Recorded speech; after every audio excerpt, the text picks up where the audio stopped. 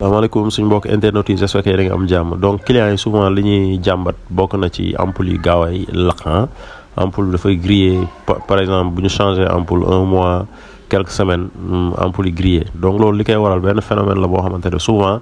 mën na nekk souvent prestataire Senelec yi wala keneen juum inversé en fait parce que fii bi ñu ñëwee dañu gis ne bleu bi moom mooy phase donc ce qui veut dire que c'est dangereux parce que déjà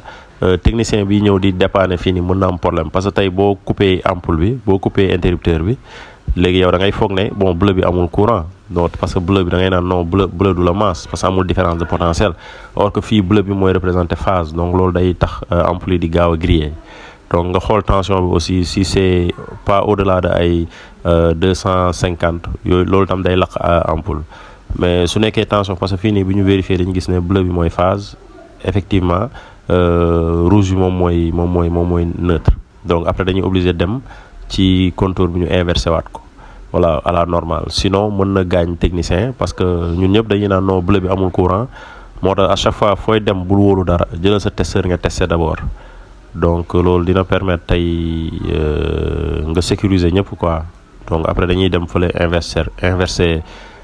phase bi ak neutre bi comme ça mu nekk à la normale